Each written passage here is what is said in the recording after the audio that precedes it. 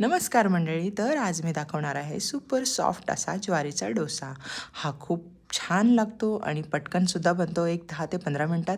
So काय करायचं आहे, रवा, दही, पाणी घालून छान रवा भिजून घ्यायचा आहे 1-2 मिनटं. त्याच्यानंतर 2 मिनटानंतर हा रवा भिजतो अशा प्रकारे बघा.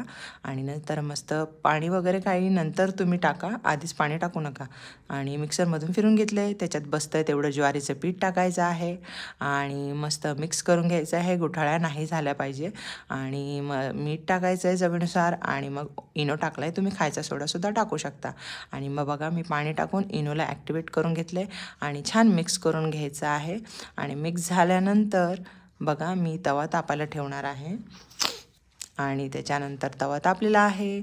आता मी हा तव्यावर डोसा घालते आणि मस्त दोन्ही बाजूने छान परतून घेते आहे. आणि ही खोबऱ्याची चटणी जी मी ह्याच्या डोस्याच्या रेसिपीमध्ये वापरली आहे ती माझ्या चॅनलवर आहे, नक्की जाऊन बघा आणि तिथेसुद्धा लाईक करायला विसरू नका. आणि मस्त बघा, मस्त असा क्यूट असा डोसा आहे यार, मला तर प्रचंड आवडला.